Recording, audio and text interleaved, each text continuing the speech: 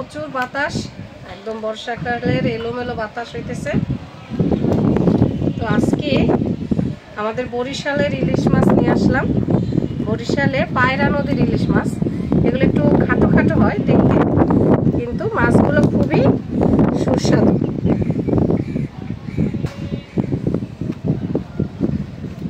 তো অনেকদিনই ভাবছি সরিষা ইলিশ খাবো। তো আজকে মাছ দুটো দেখে মনে পড়লো যে আজকে সরিষা ইলিশ রান্না করি। তো আজকে রান্না করব সরিষা ইলিশ, এর সাথে থাকবে চিংড়ি শাপলা। আমাদের এখানেরই বিলের থেকে উঠায় নিয়ে আসছি শাপলা। শাপলাগুলো দিয়ে আমি চিংড়ি মাছ দিয়ে রান্না করব। আসসালামু আলাইকুম বন্ধুরা, কেমন আছেন? আশা করি আল্লাহর রহমতে ভালো আছেন, আমরাও ভালো আছি।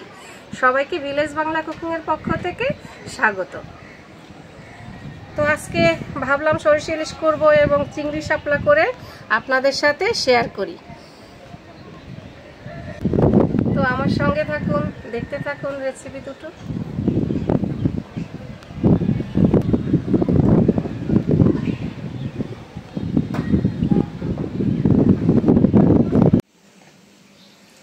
মাছটা কেটে নিলাম, এখন শাপলাগুলা কুইটা সরাসরি রান্নায় চলে যাবে।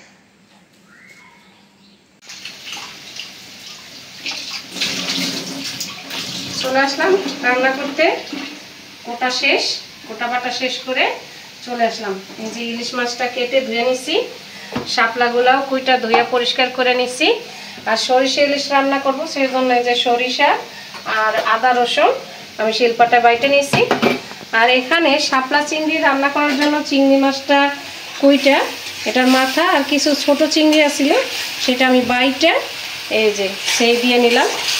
সব মশলা দিয়া আর মাছ বাটা মাছ দিয়ে জাল দিয়ে নিলাম। এটা দিয়ে আমি শাপলা দিয়ে রান্না করব। তো প্রথমে সরিষা ইলিশটা রান্না করব, এটা নামে সরিষা ইলিশটা বসাই দিব।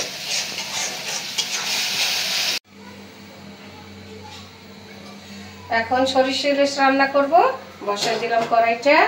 বিসমিল্লাহির রহমানির রহিম। এখন দিয়ে দিব সরিষার তেল। আমি সরিষা ইলিশটা সরিষার তেল দিয়ে রান্না করি।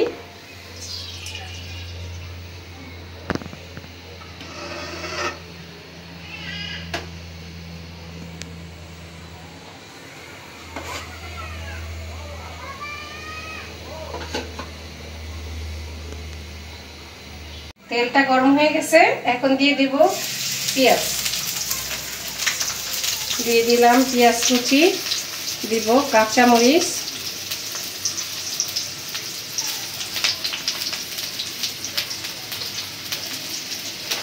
পেঁয়াজটা ভাজা নেব।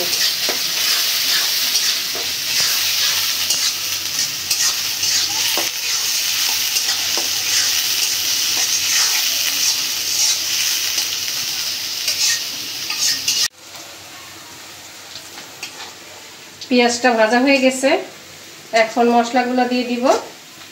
তো সরিষাটা যাতে কষানো যায় তাই পানি দিয়ে দিলাম।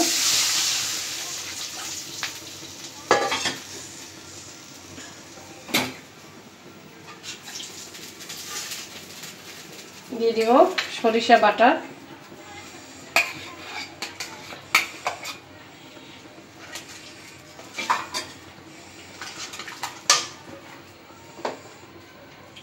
এখন দিয়ে দিব হলুদের গুঁড়া,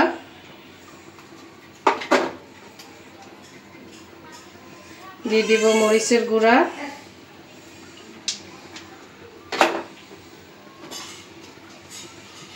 দিয়ে দিব ধনিয়ার গুঁড়া, দিয়ে দিব জিরা গুঁড়া,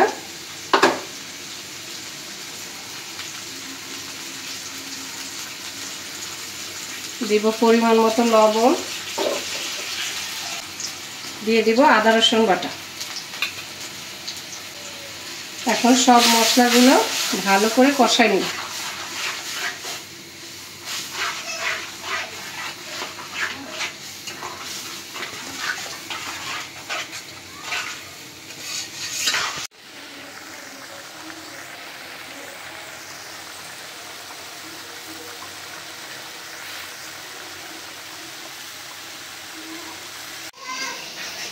মশলাটা কষানো হয়ে গেছে, এখন আমি মাছগুলো দিয়ে কষাই নিব। আবার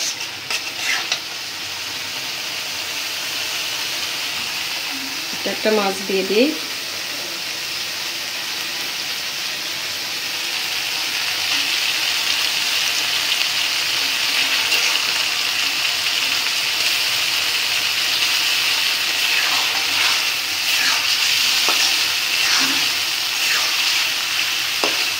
সরিষার সাথে সকল মশলার সাথে মাছগুলা একটু কষায় তারপরে ঝোল দেব। আমি সরষে ইলিশটা না ভাইজা কষাই রান্না করি, এইভাবে টেস্টটা ভালো আসে। একদম ভিতর পর্যন্ত মশলা তারপরে হলো সরিষা ঢুকে যায় এবং নরম থাকে, খেতে বেশি স্বাদ হয়।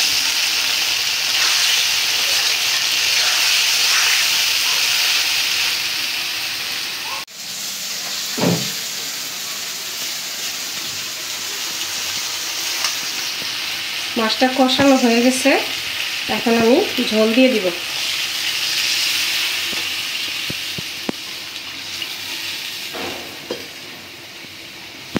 খুব সুন্দর ঘ্রাণ বের হয়েছে।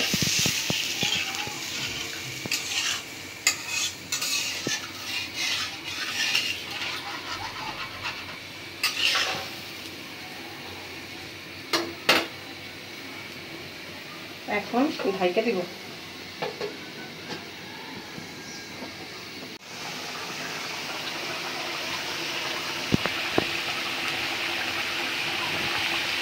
সরিষা ইলিশটা রান্না করা হয়ে গেছে, এটা একটু ঝোলঝোলই রাখবো, কারণ সরিষা একবারে শুকনো করে খাওয়া যায় না, একটু ঝোলঝোল। কি সুন্দর যে ঘ্রাণ বের হয়েছে ইলিশ মাছের এবং সরিষার, দারুণ।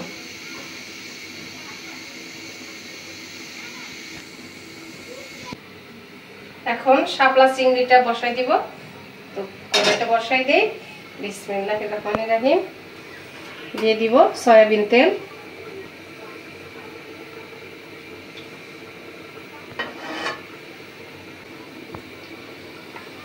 এখন দিয়ে দিব পেঁয়াজ আর মরিচ দিয়ে দিলাম।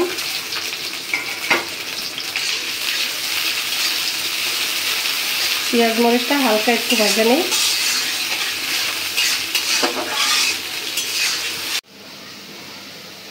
মশলা দিয়ে দিব,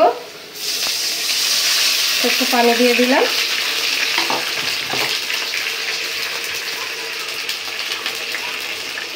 এখন দিয়ে দিব হলুদের গুঁড়া, মরিচের গুঁড়া, দিয়ে দিব ধনিয়ার গুঁড়া, দিয়ে দিব লবণ আর সামান্য পরিমাণ জিরা, দিয়ে দিব আদা রসুন বাটা।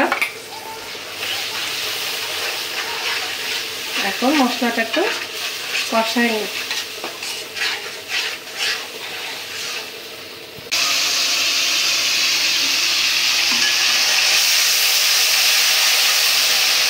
এখন সেই দেওয়া মাছটা মশলার সাথে মিশিয়ে দিব।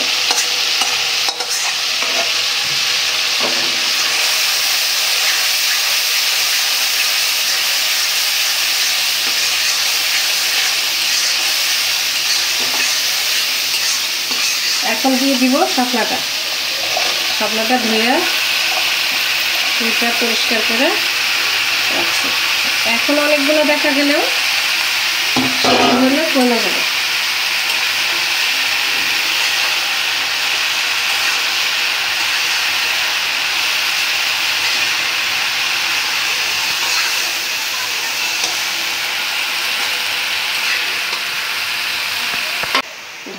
ঢাইকা দিলেই নরম হয়ে কইমা আসবে।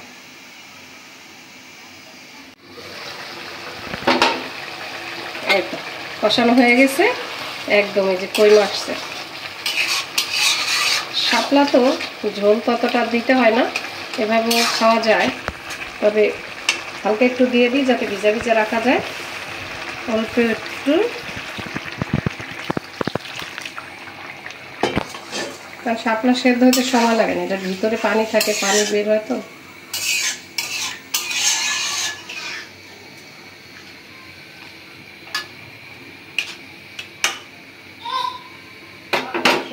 ঢেকে দিই।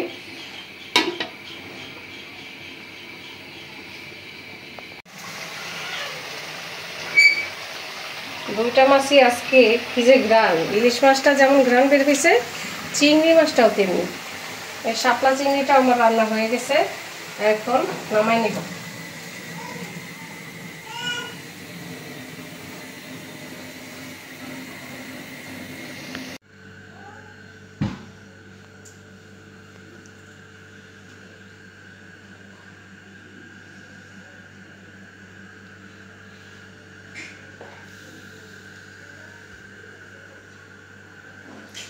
রান্না শেষ করলাম, এখন টেস্ট করে দেখি কেমন রান্না করলাম। তো প্রথমে সরষে ইলিশটাই খাই দেখি। কি যে সুন্দর ঘ্রাণ হয়েছে, আর দেখতেও যে কি সুন্দর, এই যে কালারটা, ঘ্রাণটা তো আপনারা দেখা পাইতেছেন না, আপনারা শুধু দেখেন, আমরা তো ঘ্রাণটাও পাচ্ছি। তো খাই দেখি কি অবস্থা।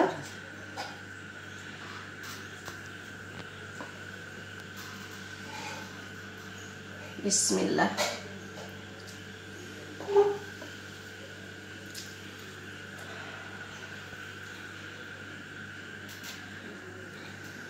দারুণ, অসাধারণ টেস্ট হয়েছে। যেমন একটা সরিষার ফ্লেভার আসছে, তেমনি মাছের ঘ্রাণ,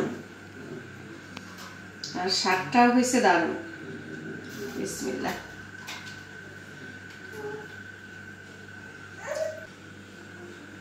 সরিষা ইলিশ সবারই প্রিয় খাবার, আশা করি সবাই পছন্দ করে সরিষা ইলিশটা খেতে, আমারও খুব পছন্দ। আজকে তো একদম আমাদের দেশীয় বরিশালের পায়রা নদীর ইলিশ মাছ, এটা দিয়েই রান্না করলাম সরিষা ইলিশ, খেতে দারুণ হয়েছে।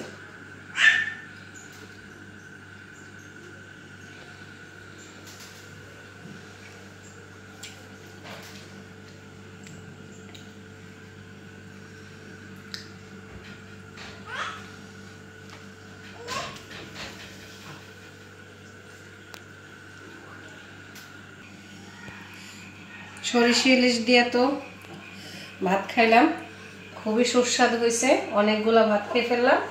এখন চিংড়ি শাপলাটা খেয়ে দেখব।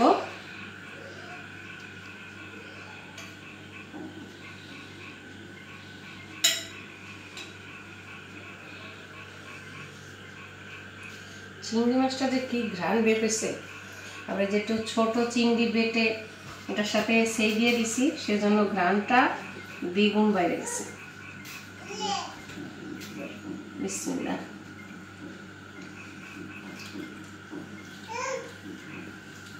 অসাধারণ। এই সময়টায় সব জায়গাতেই শাপলা পাওয়া যায়, তো শাপলাটা কেউ ভাজি খায়, কেউ ঝোল করে রান্না করে খায় ইলিশ মাছ চিংড়ি মাছ দিয়ে, খুবই সুস্বাদু হয় শাপলাটা। আবার এমনিতে মাছ ছাড়া নিরামিষ ভাজিও খাওয়া যায়, শাপলা যেভাবেই খায় না কেন খুবই সুস্বাদু হয়। এবার সব জায়গাতে পাওয়াও যায়, এই বিলে জিলে হয়ে থাকে, আবার শহর অঞ্চলে কিনতেও পাওয়া যায়। তো সবাই এভাবে ট্রাই করে দেখতে পারেন, আশা করি সবারই ভালো লাগবে খেতে।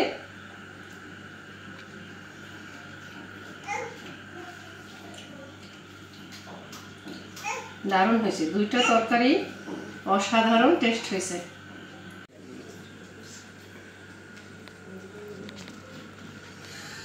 তো আজ এ পর্যন্তই। যারা এই পর্যন্ত ভিডিওটা দেখছেন সবাইকে অসংখ্য ধন্যবাদ। সবাই আমার ভিডিওটি সাবস্ক্রাইব করে দিবেন, লাইক কমেন্ট শেয়ার করে আমার পাশে থাকবেন। আবার দেখা হবে পরের ভিডিওতে, সে পর্যন্ত সবাই সুস্থ থাকবেন, ভালো থাকবেন। আল্লাহ হাফেজ।